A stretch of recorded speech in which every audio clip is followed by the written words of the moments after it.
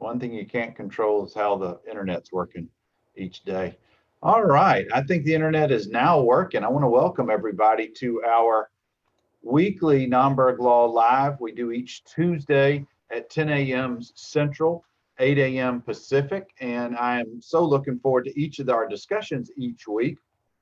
And this week, we're going to talk a little bit about the law. We've got my friend Rocco Calamusa with the Wiggins Childs firm here in Birmingham. Good morning, Rocco, and thank you for making some time for us today. Good morning. Hope your world. Glad to be here.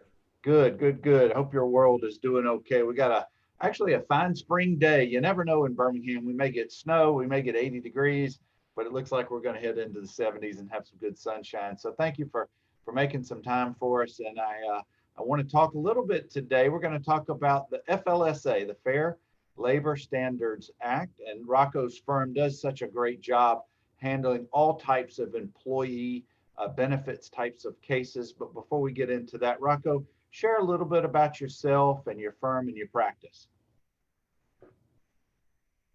Sure. So I've been practicing law for 27 to 28 years. Hang on, I'm sorry. No worries. I took care of that. Thank you. And I work here at Wiggins Childs in Birmingham. We are a predominantly plaintiffs firm where we represent, victims of injury. I primarily handle employment-related cases. I represent people who have been victims of discrimination, retaliation, harassment, and wage and hour violations. And that's primarily, almost exclusively, of what I do is represent individuals who have suffered those effects in the workplace. I handle individual cases or class actions. My practice actually takes me throughout the Southeast, where I have cases going currently all the way up in Virginia and Indiana, which I guess Indiana's not Southeast, but through the Midwest and Southeast, including Texas, Arkansas, and everything in between. So we actually represent a lot of people here in the state, but do a lot of work throughout the country. For these types of cases, and when I say these employment benefit cases, the proper pay or maybe we'll just call them wage and hour cases as a whole, and you can correct me where I'm wrong on the terminology, but a lot of times employees are not aware that they're not properly being paid pursuant to the law. And it could be weeks, it could be months, it could even be years before they discover that there's a situation that needs to be addressed and fixed because their laws are being trampled on, if you will. Excuse me just a second. Sorry about that. We all have the communication issues from time to time. But Rocco, where I want to start with this is we're predominantly talking for our talk today about the FLSA, Fair Labor Standards Act. And if you can, for someone who's unaware of it, not a lawyer, not trained, they're just someone who works and just is curious about this and may even have a potential case. What is the FLSA? What does that mean? What is that about? Sure. So the FLSA is the federal law that is the federal wage and hour laws that have been on the books since 1930s. They originally set up minimum wage, child labor laws, and overtime, along with other things.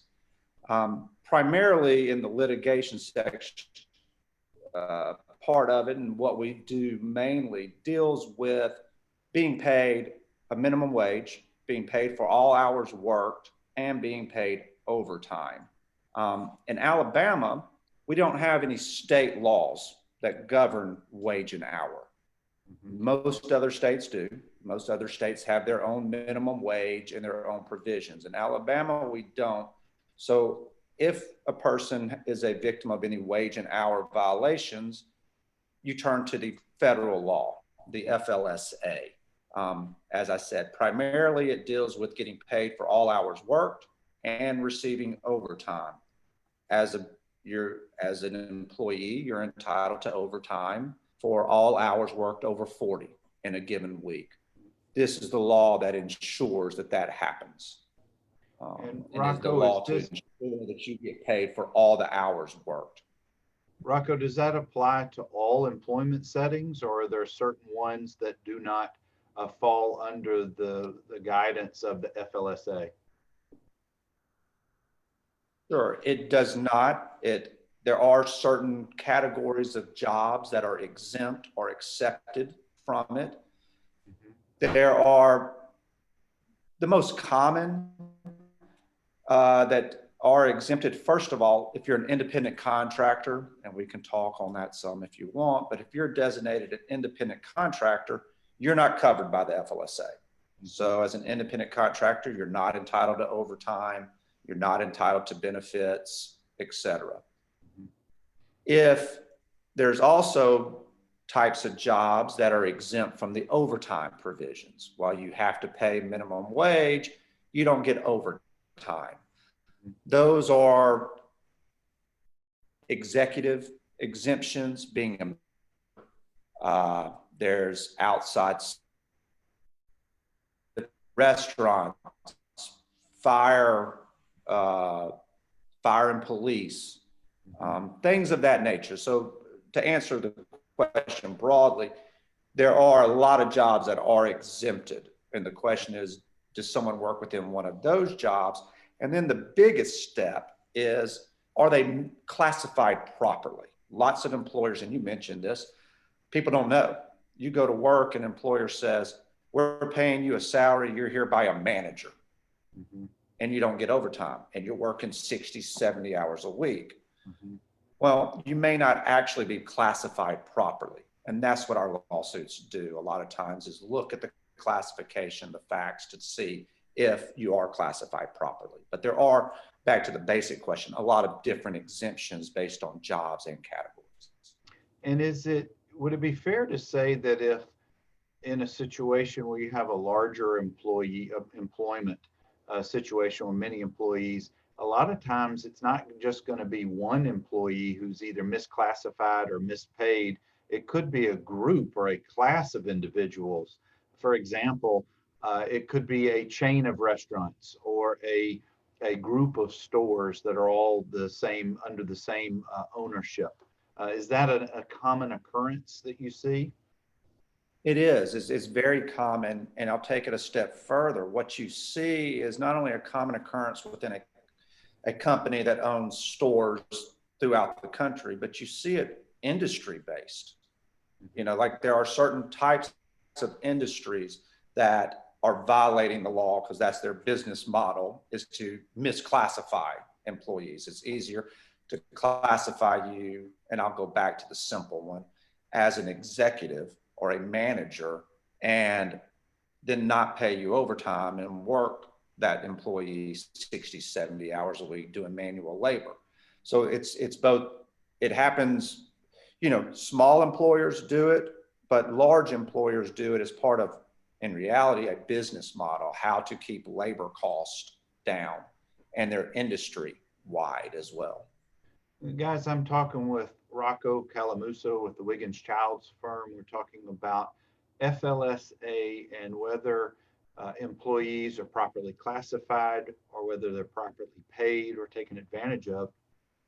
So Rocco, let's kind of shift a little bit in our talk and specifically address a few examples of situations where you guys have done some investigation and you have found, in fact, there are violations of the FLSA for a given employee or group of employees, what the situation was. And the reason why I want to bring up specific examples, obviously without naming names or companies, is I want to be able to share some examples with our viewers about what they should be looking out for in case they may fall into that type of a situation.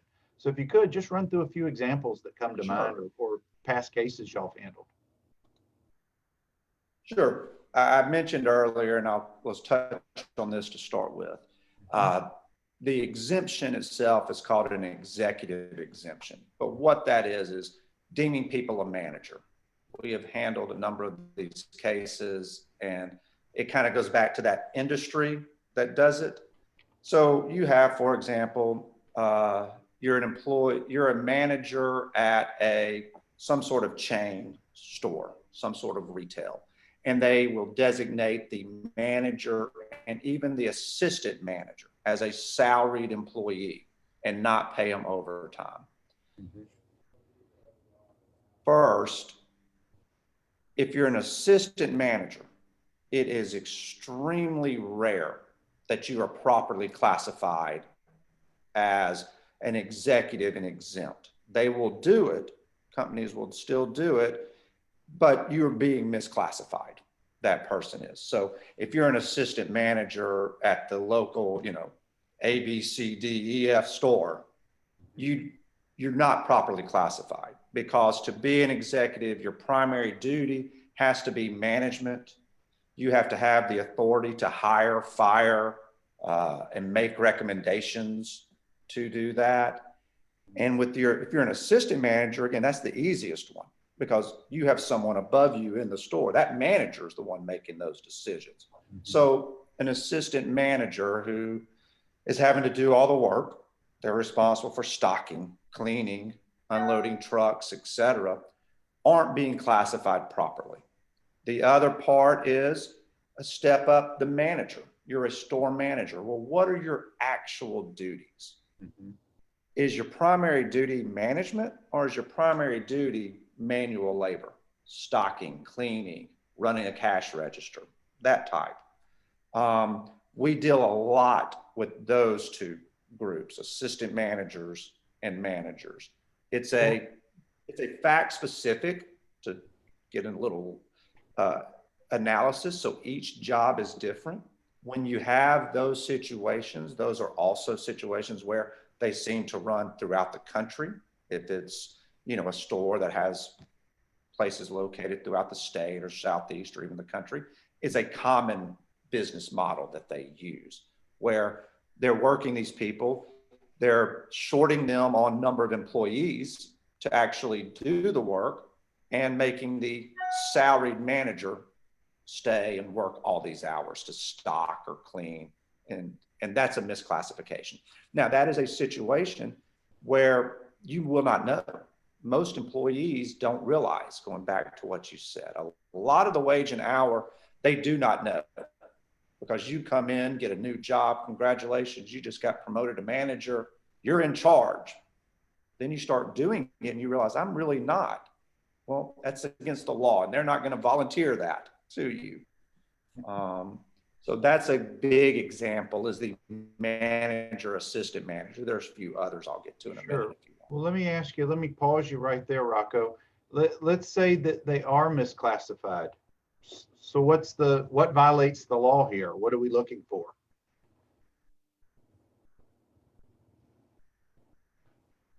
Can you hear me okay? Okay. So the FLSA does, yes, it does have specific damages. First, the statute of limitations of when you can bring one of these cases is 2 years, sometimes 3 years within the occurrence. Well, what triggers? I think we may have some internet connection issues, but hopefully not. Okay. What so the first is mm-hmm. What triggers it is Rocco keeps going in and out on his internet. Hopefully he'll come back in just a second. He's sharing some great information.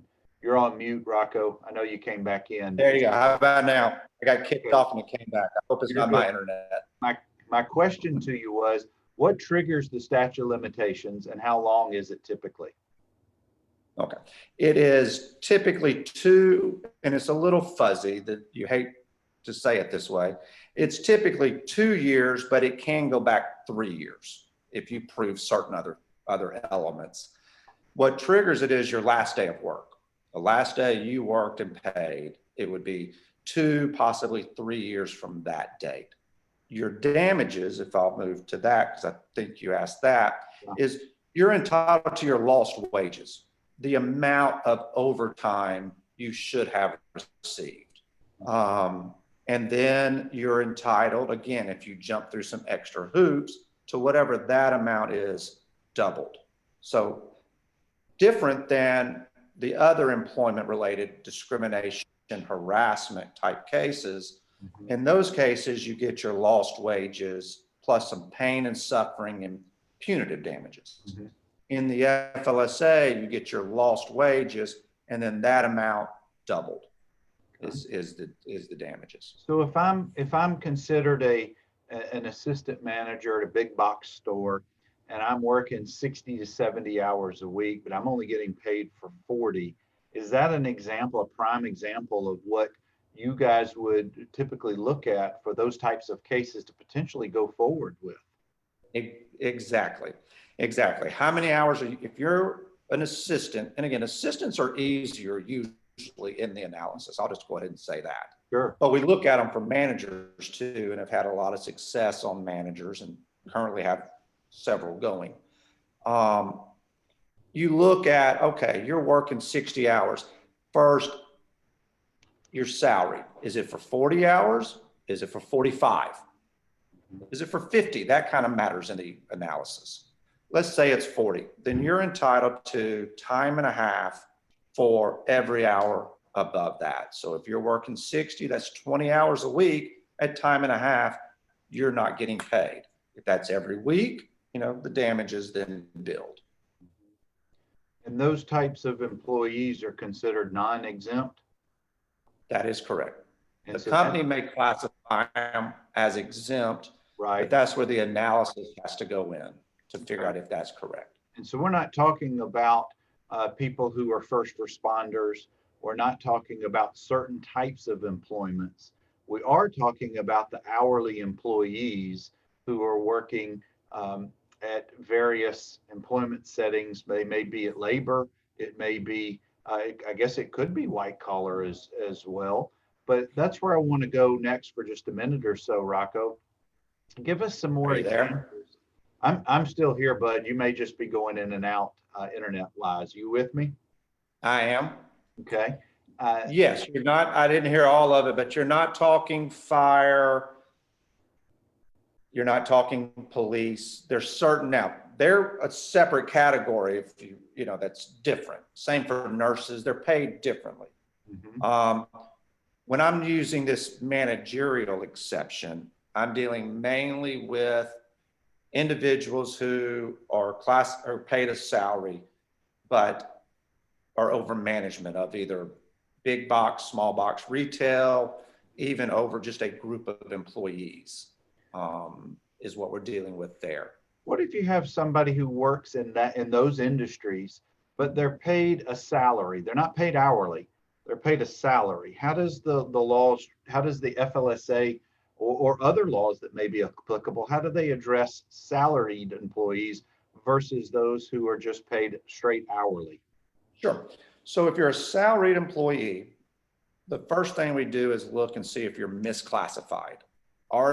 Should you be salaried, or should they be paying you hourly and therefore overtime? We take their salary, divide it over the number of hours that the salary is intended to cover. So that's 40, sometimes 50 hours. And then you would get your overtime for anything above that. And in fact, you get half time for the period between 40 and 50, for example. So if you're a salaried employee, that is the typical misclassification, where they're not classifying you properly and not paying you. So the salary doesn't really matter, or it matters in the sense that that's how they're classifying you.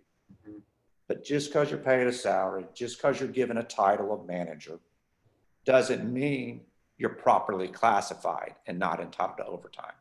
You see a lot of people, well, they just promoted me to manager and I'm paid a salary. Well, okay, good. You have a title, but are you properly being paid? Same with an assistant. There are other exemptions too that we, on this, but in this one, that's what we're dealing with. Rocco, what about those situations where you have somebody who contacts you and says, gosh, I'm working so many hours, I'm not really getting paid, but I don't want to have my employer retaliate against me if I initiate litigation or discussions about my misclassification or not being properly paid.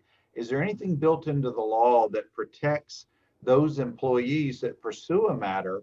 They're still employed with the company, but what do you do? How do you deal with that? Because I'm sure a lot of people are going to be scared off into pursuing a matter because they fear of losing their job, a job that during the pandemic and during the unsettling times, people would rather suffer and just work it out and keep their head down. But what do you say to those kind of people who are really scared of pursuing something? Yeah, and that's a great point, because in my experience of doing this, as I said, 27 years or so, it's really hard for a current employee to come forward and sue their employer. Things have to be really bad for that to happen. And in a wage and hour situation, you're rocking the boat. There is no doubt about it. Mm-hmm. But built into the statute, and what we always tell people is the law does not allow them to retaliate against you. Mm-hmm. If you bring a claim and they retaliate against you, write you up, cut your hours, terminate you, mm-hmm. you have an additional protection in a claim. I sometimes say, sometimes that's even a better claim than the underlying one. Mm-hmm. Because, people may say, okay, it was only, they weren't paying you right, but everybody understands losing your job for standing up for yourself or standing up for others. So it's a big step. But there is built-in protection, both in the discrimination and harassment side and in the wage and hour laws. If you stand up and make a complaint, they cannot retaliate against you. Yeah, it's even in the world of where I practice, predominantly workers' comp, we have an anti-retaliation statute that again protects after the fact. Most employers will never come out and just specifically say, we're firing you because you're initiating this claim. It's all circumstantial. But that's interesting. Maybe that gives the potential new client of yours a little bit of comfort knowing that those statutes are there to protect them. And guys, we're talking with Rocco. Say one more thing on that. Let me say one more thing on that. Because you brought up that if they're doing it in one location, they're doing it in others. And I mentioned, especially if it's a larger corporation, as part of their business model. Mm-hmm. What we tell people is, if it's a larger company that's doing it in multiple locations, you're not only standing up for yourself, you're not only fixing the situation for yourself, but everyone else there and everyone that comes behind you. Mm-hmm. So maybe that'll give them another reason to stand up and understand, they're not supposed to retaliate. I don't think they do, but you're doing it not just for yourself, but to, they are cheating hundreds or thousands of people out of money. Gosh, a prime example of that, probably maybe one of the most famous ones in the last 30, 40 years is the Lilly Ledbetter case and what she did to help protect women's rights to be paid properly. Right, and we represented Lilly all through the litigation, all the way up, and even helped a little bit pushing her and getting her in front of Congress and getting the law passed a little bit on some of the stuff that she was able to do. I know that was a very proud day when she was in the White House with President Obama.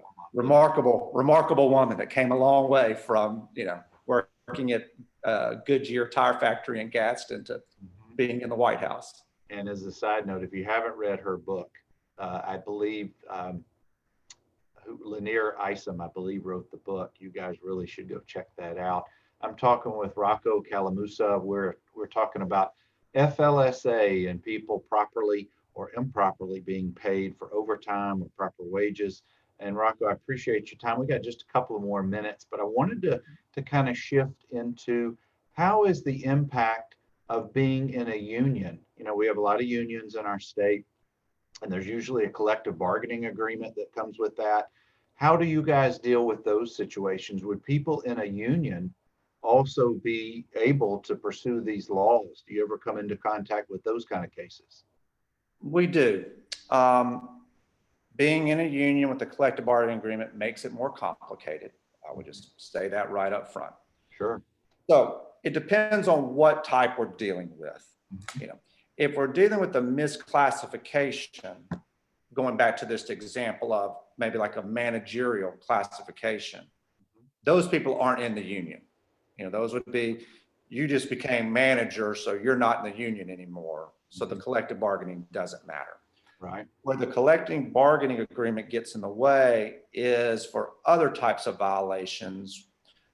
We have seen over the years and done a lot of cases, the donning and doffing, fancy term, getting dressed and undressed in a workplace where an employee has to wear certain protective gear, show up to work 30 minutes early, put on their protective gear, walk to their workstation, and only when they get to their workstation are they on the clock.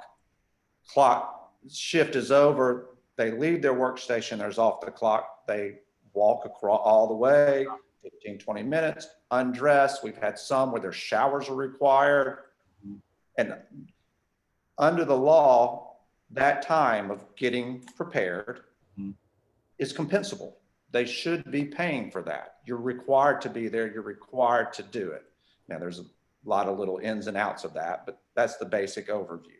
And in Alabama, we have a lot of that. There's a lot of production corporations, a lot of big companies that support, say, the automobile industry, the poultry processing industry, where those situations may come into play.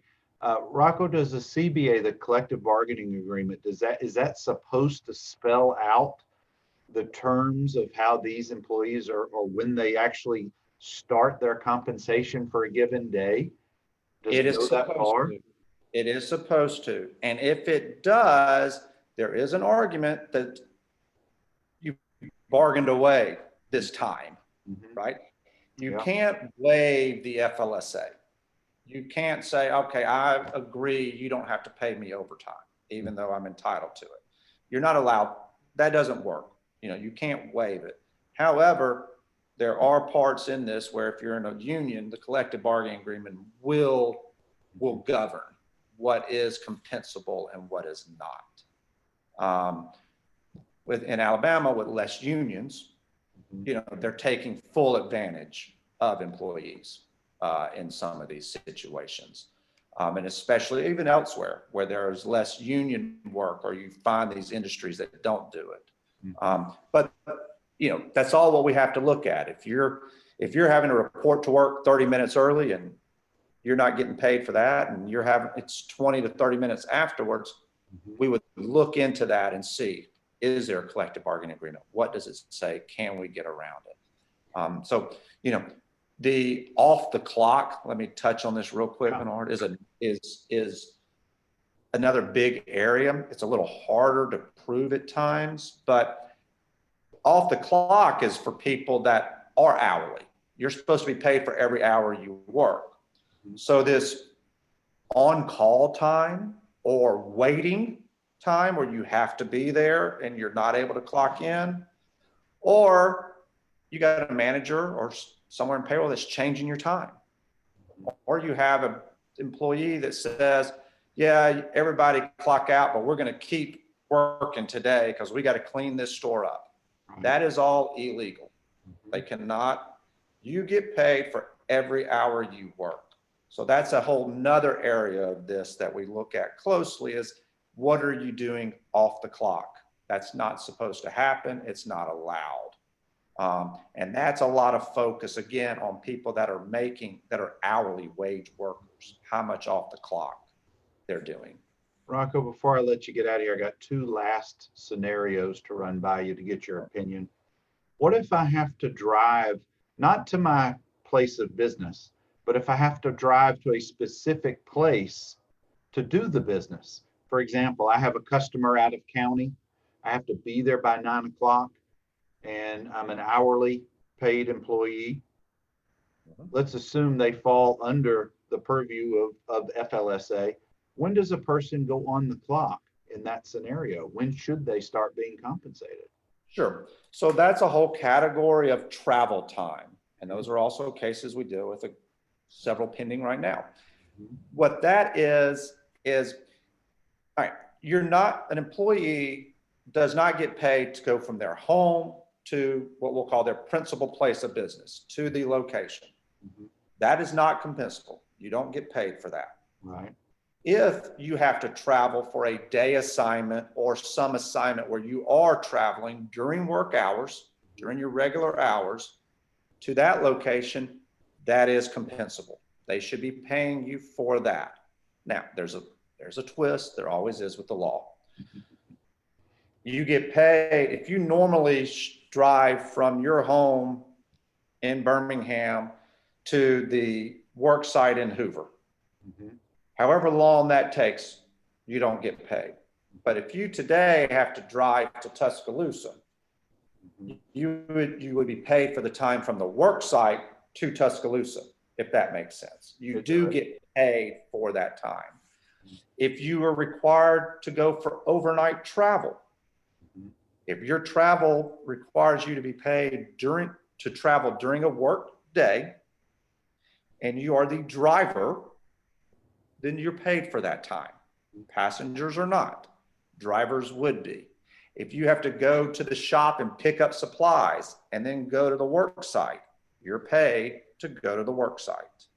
So that really is why every case is very fact specific. That should be discussed with somebody who's experienced with this. Last question for you, Rocco, and I sure appreciate your expertise in sharing about FLSA. What are some hot items right now that you guys, scenarios wise, that you're looking at that are becoming cases for you guys to pursue? Sure. So the biggest three, I guess, if I want to break it down to three, is one, what I talked about earlier, is misclassification, where you are classified as a manager or assistant manager, but you're really not. Your primary duty is not management. You don't really have the control they want to give you, and you're doing mostly non-managerial work. So those are cases that we do a lot of and look at a lot of scenarios.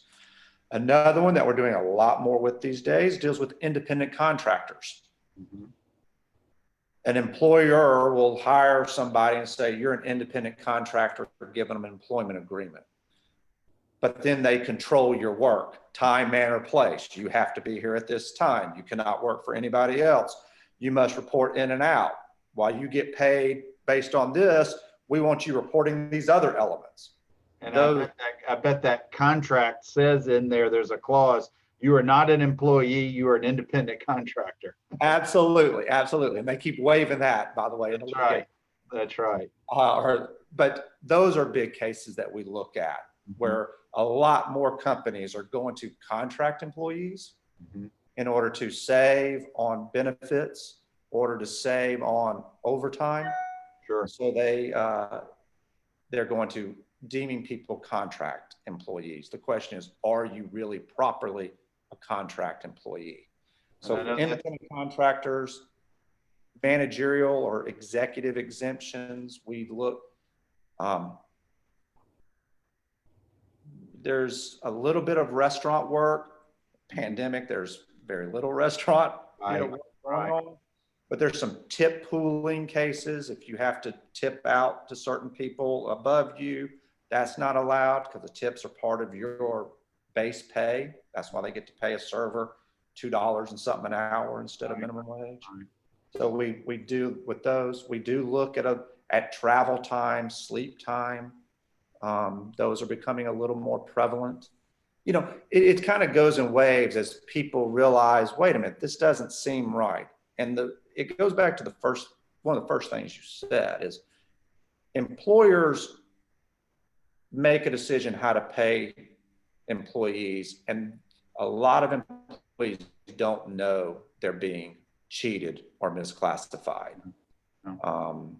Well, this is how they said I get paid, so I'm going to go get paid. You know, again, contrast to my harassment or discrimination. You know, woman gets harassed, somebody's subjected to a racial slur, that's a lot more obvious and in your, in your face about it than, wait a minute, I'm doing a whole lot of manual labor in this job and I'm working too many hours and I'm not getting paid for them. Well, hopefully our conversation will open some eyes to folks who watch this conversation. Rocco, I really appreciate you sharing all of this today. This may be meat and potatoes of the way the law works, but this is what people need to know. And thank you to your firm for all the outstanding work y'all have done for so many years. So thank you. And before we get out of here, how can people get in touch with you or your firm in case they have a potential case to discuss? Sure. The firm is Wiggins Childs. Again, my name is Rocco Calamusa. My number is 205-314-0545. The firm numbers 205-314-0500. You can also email me at rcalamusa, which is CALAMUSA, at wigginschilds.com, or go to our website, which is wigginschilds.com. And there's a link on there where you can always reach me or any other lawyer in the office. And, we're a full service plaintiffs law firm where we do anything from individuals to large class actions throughout the country. And as I said, I focus primarily on the employment. We have a whole section here that does, but we have people that handle all the other types of plaintiffs work as well. And I put links to the firm's website in the show notes. And guys, I've been doing work with Rocco's firm for many years. I have several friends at their firm, and they're some of the very best at what they do. So thank you again, Rocco. I hope you have a great rest of your day, and I look forward to us working together sometime. Me too. Thank you. Thanks for having me. I hope I helped. Absolutely. Well, guys, this is another outstanding episode of Nomberg Law Live. It's interesting people in their areas of expertise, and Rocco sure fits that bill, particularly when it comes to employment rights and FLSA and overtime pay, et cetera. So thank you again for stopping by each Tuesday at 10 a.m. Central, 8 a.m. Pacific. Hope you guys have a safe rest of your week, and we'll catch you again next Tuesday. Take care.